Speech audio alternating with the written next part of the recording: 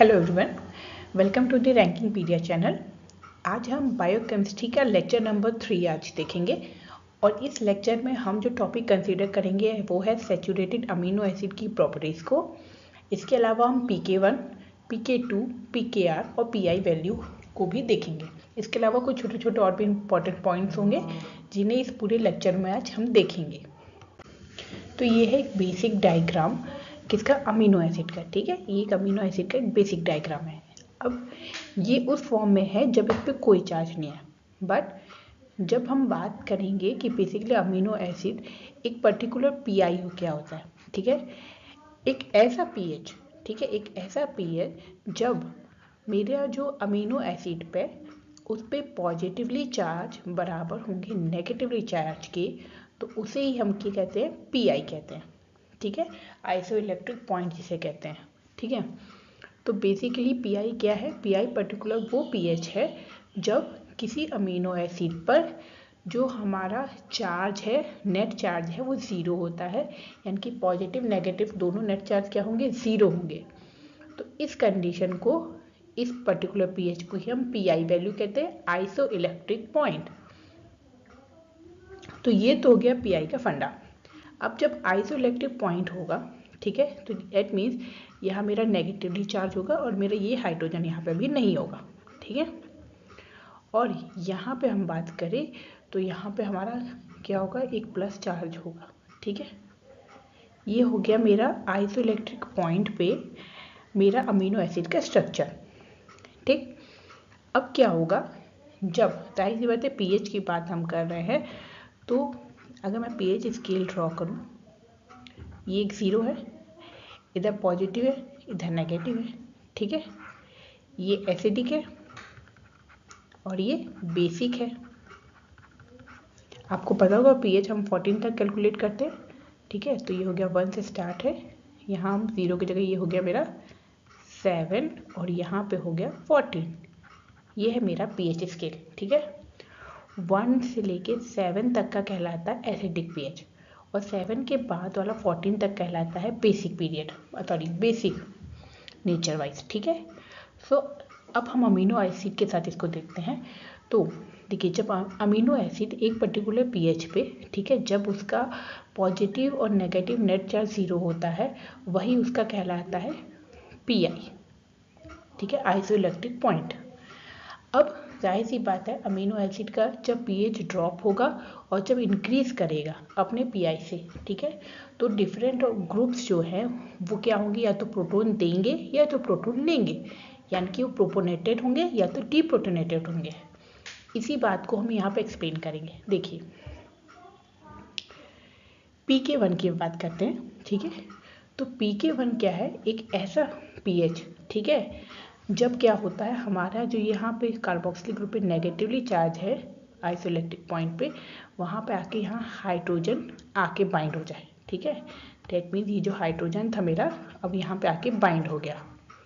ठीक है, जब ये हाइड्रोजन मेरा यहाँ आके बाइंड हो गया तो कार्बोक्सिलिक ग्रुप में तो अब कोई चार्ज रहा नहीं, दैट मीन्स तो पीके वैल्यू क्या है, मोस्टली जो pK1 वैल्यू होती है ना इस कार्बोक्सिलिक ग्रुप पे, किसी भी अमीनो एसिड के साइड कार्बोक्सिलिक ग्रुप की, या अल्फा कार्बोक्सिलिक भी कहा जाता है इसको। ठीक है, अल्फा कार्बोक्सिलिक ग्रुप का जो pK अप्रॉक्सीमेटली 2 के बराबर होता है। ठीक है, तो ये पर्टिकुलर वो पीएच है जहाँ पे क्या हुआ है, प्रोटोन आके यहाँ पे अटैच हो गया कार्बोक्सिलिक ग्रुप पे। ठीक है, तो यहाँ का अब क्या हुआ, चार्ज गायब हो गया, तो ये कहलाता है पीके वैल्यू, जो कि मोस्टली कितनी होती है, अप्रॉक्सीमेटली 2। ये 2 से ज़्यादा कभी भी नहीं होगी। नेक्स्ट बात करते हैं pK2 की वैल्यू। pK2 क्या है, पर्टिकुलर वो पीएच जब ये जो हमारे अमीनो ग्रुप है जो कि चार्ज फॉर्म में जब अवेलेबल था, जिसे हम बेसिकली क्या लिखते हैं, NH2+। ठीक है, तो ये जो इसका पॉजिटिवली चार्ज है वो क्या करते हैं, डोनेट कर दे किसी को। ठीक है, डोनेट कर देता है, तब इसके ऊपर हो जाता है, अभी क्या हो जाता है, NH2। ठीक है, तो ये जब ग्रुप जो है, जब इसने अपना प्रोटॉन दे दिया, डीप्रोटोनेटेड हो गया, तो इस वैल्यू को, यानी कि जिस पीएच पे ये साइड अल्फा अमीनो ग्रुप, ठीक है, इसको हम क्या कहेंगे, अल्फा अमीनो ग्रुप जब क्या कर रहा है, अपना प्रोटॉन डोनेट कर देता है, उस वैल्यू को हम कहते हैं pK2 वैल्यू। और अल्फा अमीनो ग्रुप का जो pK2 वैल्यू है वो 9 to 10 होता है, ठीक है, इससे ज़्यादा कभी भी नहीं होगा। ज़्यादातर 9.8 आपको मिल जाएगा, 9.6 मिल जाएगा, लेकिन 9 से लेके 10 के बीच में ही होती है, ठीक है। तो ये वैल्यू है pK2 की। अब बात करते हैं pKr की। अब pKr क्या है, बेसिकली R फॉर है साइड चेन, यानी कि जो हमारे डिफरेंट अमीनो एसिड है उनमें जो साइड ग्रुप का R ग्रुप होगा वो किसी किसी में होगा प्रोटोनेटेड, सब में, सारे अमीनो एसिड में R ग्रुप प्रोटॉन नहीं देता। स्पेसिफिकली कुछ ही अमीनो एसिड है जिसमें R ग्रुप भी क्या होता है, प्रोटोनेटेड या डिप्रोटोनेटेड स्टेज में पाया जाता है। तो पर्टिकुलर वो पीएच जब जो अमीनो एसिड का R ग्रुप है यानी कि साइड चेन ग्रुप है वो प्रोटोनेटेड या डिप्रोटोनेटेड स्टेज में मिलता है, उस पीएच वैल्यू को हम कहते हैं pKr वैल्यू, ठीक है। तो यहाँ हमने 3 टर्म देखे, पीआई क्या है, जब पॉजिटिवली और नेगेटिवली चार्ज हमारा क्या है, इक्वल है, ठीक है, जिसे एम्फोटेरिक मॉलिक्यूल इसलिए अमीनो एसिड को कहा जाता है क्योंकि वो उस पर पॉजिटिव नेगेटिवली चार्ज दोनों पाया जाता है, या जिसको ज्यूटर आयन फॉर्म भी कहते हैं।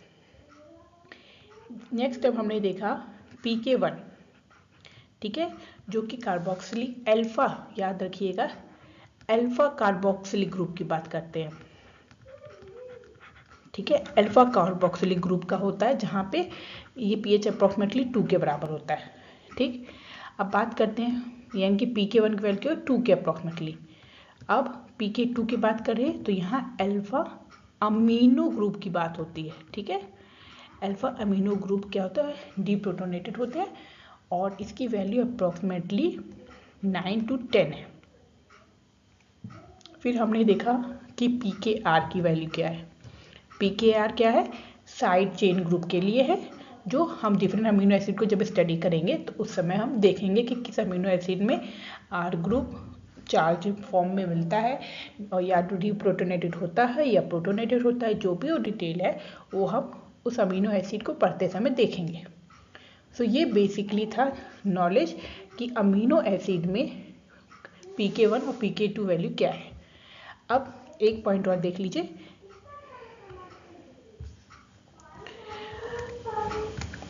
जो हमारा पीआई वैल्यू होता है ना वो होता है pK1 plus pK2 divide by 2, ये हमारा होता है पीआई वैल्यू, ठीक है। pK1 वैल्यू आपको पता है अप्रॉक्सीमेटली 2 के बराबर है।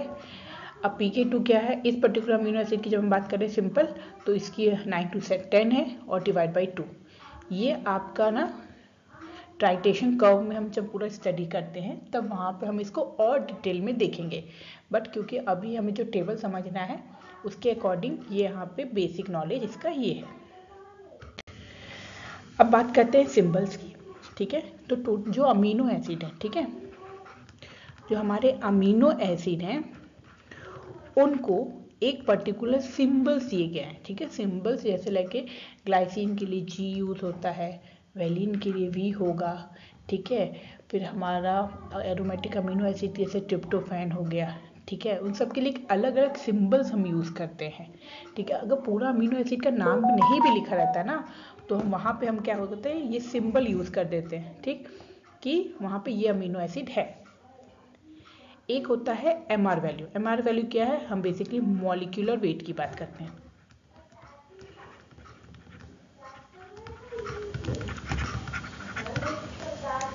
फिर आता है इन प्रोटीन। इन प्रोटीन का मतलब हो गया हम जो डिफरेंट अमीनो एसिड को अभी स्टडी करेंगे वो किस पर्टिकुलर प्रोटीन में किस अमाउंट में अवेलेबल होते हैं। एक आता है हाइड्रोपैथिक इंडेक्स। अब ये हाइड्रोपैथिक इंडेक्स की बात करें तो हाइड्रोपैथिक इंडेक्स होता क्या है, तो देखिए जो हाइड्रोपैथिक इंडेक्स है, ठीक है, वो पर्टिकुलर एक तरीके का नंबर होता है, ठीक है, एक नंबर है जो पर्टिकुलर कोई भी अमीनो एसिड जो हमारा है, ठीक है, तो वो अमीनो एसिड जो हमारे अमीनो एसिड है उसका जो साइड चेन है, वो कितना हाइड्रोफोबिक है या फिर हाइड्रोफिलिक है। ठीक है, तो हाइड्रोपेटिक इंडेक्स क्या है? किसी भी अमीनो एसिड का वो नंबर रिप्रेजेंट करता है, यानी कि हाइड्रोपेटिक इंडेक्स एक नंबर है जो ये रिप्रेजेंट करता है कि जो अमीनो एसिड है उसका जो साइड चेन है वो कितना हाइड्रोफोबिक है या फिर हाइड्रोफिलिक है। इसकी वैल्यू -2 से लेके +2 के रेंज में आपको मिलती है, यानी कि माइनस के फॉर्म में मिलती है और प्लस के फॉर्म में मिलेगी। ठीक, अब बात करते हैं हाइड्रोफोबिक है तो फोबिक के लिए क्या, एक सिंपल सी बात है। देखिए, अगर हम बात करें फोबिक, फोबिक मानी फोबिया, ठीक है, डेट मीन्स आपको डर है एक तरीके का।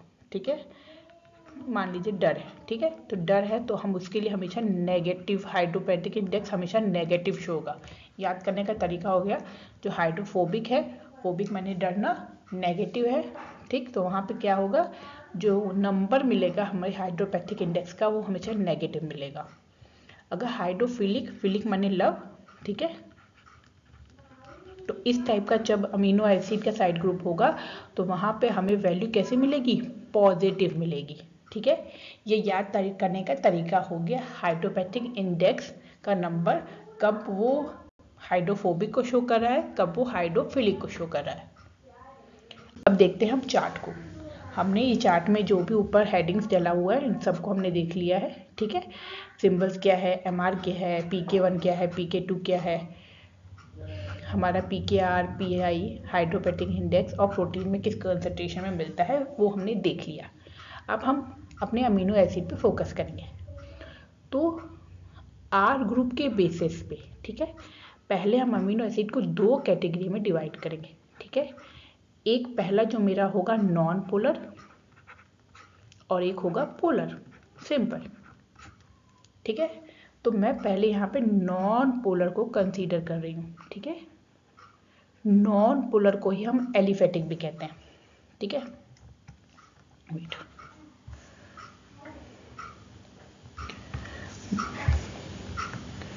नॉन पोलर को हमने क्या लिखा है, नॉन पोलर को कहते हैं एलिफेटिक। ठीक, तो एलिफेटिक ग्रुप की बात करते हैं अमीनो एसिड की, तो इसमें हम कैसे इसको कैटेगराइज करते हैं, R ग्रुप के बेस पे। जैसे में पहले सबसे पहला आता है ग्लाइसिन। ग्लाइसिन को हम G से रिप्रेजेंट करते हैं। इसका मॉलिक्यूलर वेट है अप्रॉक्सीमेटली 75। इसका PK1 वैल्यू है 2.34। मैंने आपको पहले बताया था कि जो PK1 वैल्यू है वो अप्रॉक्सीमेटली 2 के आसपास में ही आपको मिलेगी, कभी भी 3 नहीं मिल सकती। 2 के रेंज में, 1 के रेंज में, इससे कम में, मतलब एक रेंज है कि उससे ज़्यादा वो नहीं मिलेगा। अब इसकी इसी अमीनो एसिड की जो PK2 वैल्यू है, जब उसका अल्फा अमीनो ग्रुप हमारा डिप्रोटोनेटेड होता है, वो है 9.60। ठीक, अब इसकी देखिए यहाँ पे PKR वैल्यू नहीं दी है, क्योंकि इसका R ग्रुप क्या होता है, इसका R ग्रुप हमारा होता है हाइड्रोजन, इसी वजह से। इसका PI वैल्यू है 5.97। इसका हाइड्रोपेटिक इंडेक्स क्या है, माइनस है, देखिए यहाँ -0.4 दिया है। -0.4 का मतलब क्या हो गया कि ये मेरा हाइड्रोफोबिक है। ठीक है, जाहिर सी बात है, नॉन पोलर मॉलिक्यूल है, हाइड्रोफोबिक है, और ये प्रोटीन में अप्रॉक्सीमेटली 7.2 के कंटेंट में मिलता है। ठीक, एक ग्लाइसिन के बाद आता है हमारा एलिनिन, जिसको हम सिंबल देते हैं A। इसका मॉलिक्यूलर वेट है 89। PK1 वैल्यू देखिए 2.34 के अप्रॉक्सीमेटली है। PK2 की वैल्यू 9.69 है। इसका भी R ग्रुप नहीं है। ठीक है, मतलब इसका R ग्रुप हमारा PKR वैल्यू यानी कि साइड चेन ग्रुप हमारा प्रोटोनेटेड या डिप्रोटोनेटेड स्टेज में नहीं मिलता। PI वैल्यू है 6.01। हाइड्रोपेटिक इंडेक्स देखिए, हाँ यहाँ इसका पॉजिटिव हो गया। ठीक है, 1.8, और ये प्रोटीन में 7.8 के रेशियो में मिलता है। तो ये है मेरे different non polar amino acid. ठीक है, जिसमें हमने ग्लाइसिन एलिनिन देखा, ठीक वैसे ही हम प्रोलीन होगा, वेलिन होगा, ल्यूसीन होगा, आइसोल्यूसिन होगा, मिथियोनाइन होगा। ठीक है, ये है हमारे एलिफेटिक अमीनो ग्रुप, जिसको हम यहाँ ये देखें। इनको आपको याद करना पड़ेगा कि एलिफेटिक अमीनो ग्रुप में जो नॉन पोलर कौन कौन से है, glycine, alanine, proline, valine, leucine, isoleucine और मिथ्यूनिन। ठीक, उनके सामने सबकी मॉलिक्यूलर वेट्स दिए हुए हैं, साथ में pK1 वैल्यू दी हुई है, जो केवल एक यहाँ पे प्रोलीन का आपका 1.99 मिल रहा है, वो भी इसलिए क्योंकि ये एक सेकेंडरी स्ट्रक्चर, प्रोलीन जो है ना सेकेंडरी स्ट्रक्चर शो करता है अमीनो एसिड का। ठीक है, इसीलिए यहाँ थोड़ा इसका कम है pK1 वैल्यू। देन देखिए इसका pK2 वैल्यू सबसे ज़्यादा है, 10.96 है। ठीक है, क्योंकि साइक्लिक फॉर्म में होता है सेकेंडरी स्ट्रक्चर, तो इसीलिए यहाँ पे इसका काफ़ी अच्छा वेरिएशन आपको नॉर्मल से दिख रहा है। देन सबका पीआई वैल्यू दिया है, हाइड्रोपेटिक इंडेक्स देखिए यहाँ सबका पॉजिटिवली दिया हुआ है, यानी कि इसके साइड चेन ग्रुप की बात की गई है। ठीक है, और साथ में प्रोटीन में किस अमाउंट में पाया जाता है। तो ये चार्ट हो गया हमारा non polar aliphatic amino acid का। ठीक, अब नॉन पोलर में ही कुछ होते हैं एरोमेटिक ग्रुप्स। एरोमेटिक माने जिनमें क्या होगा, एरोमेटिक ग्रुप होगा ये इस तरीके से।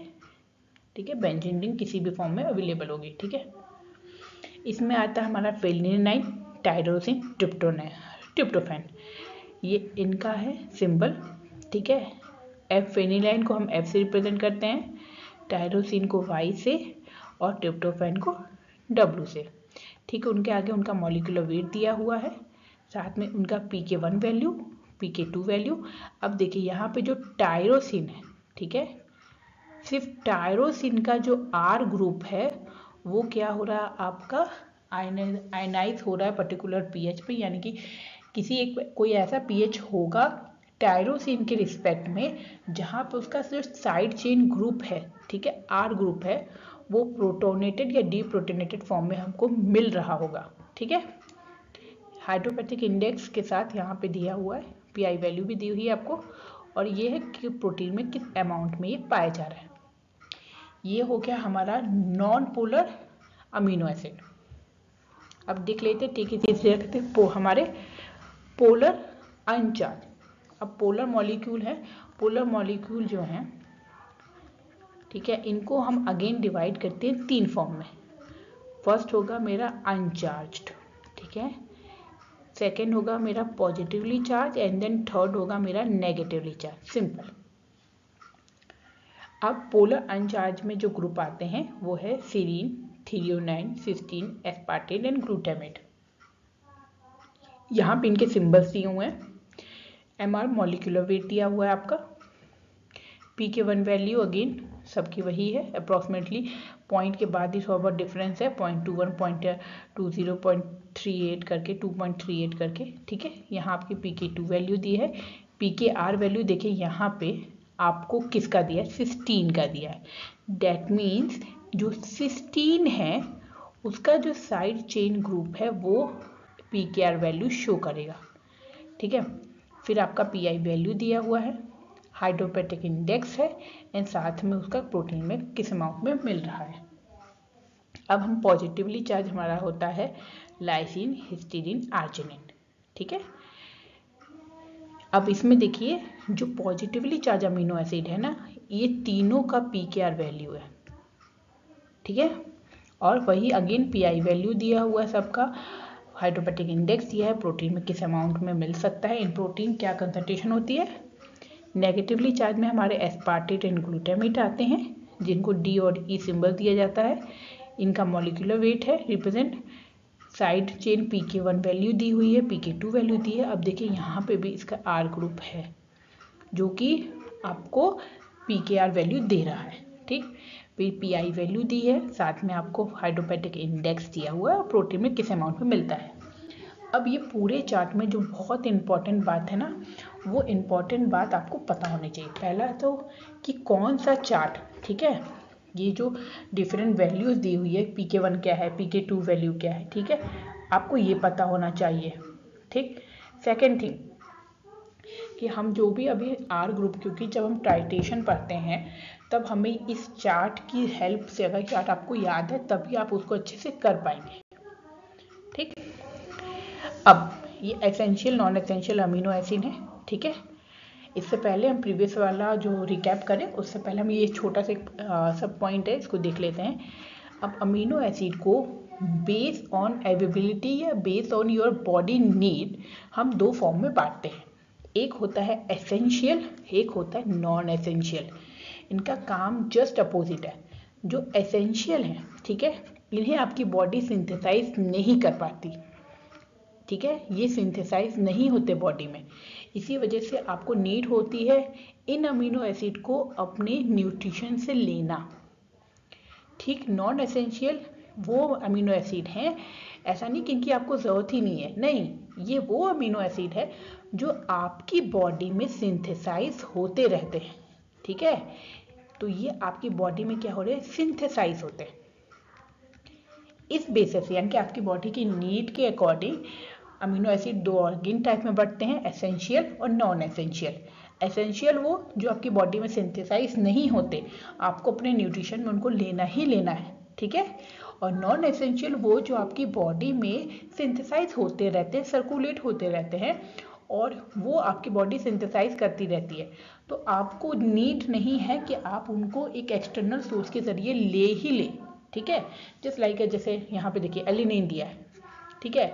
जब हम शटल सिस्टम पढ़ते हैं ग्लाइकोलाइसिस पाथवे के बारे में, ठीक है, तो वहाँ पे एलिनिन, आर्जिनिन, एस्पार्टेट, ये सब के शटल सिस्टम काम करते हैं। तो इसका मतलब ये सब नॉन एसेंशियल अमीनो एसिड है। अब कोई रिकैप कर लेते हैं जो हमने अभी तक पढ़ा। फर्स्ट ऑफ ऑल मेरा जो अमीनो एसिड है, ठीक है, मैं चार्ट बना देती हूँ। अमीनो एसिड, ठीक, ये अमीनो एसिड दो भाग में डिवाइड होगा, मतलब based on the R group, ठीक। तो आर ग्रुप के बेसिस पे ये अमीनो एसिड क्या हुए, यहाँ लिख देते हैं आर ग्रुप, यानी कि आर ग्रुप के बेसिस पे हम इसको डिवाइड करते हैं। तो हमारे हो गए अनपोलर और एक हो गए मेरे पोलर, ठीक है। अब देखिए जो मेरा अनपोलर है उसमें अगेन दो टाइप से डिवाइड होंगे, ठीक है। एक हो गया मेरा एलिफेटिक और सेकेंड वन हो गया मेरा एरोमेटिक।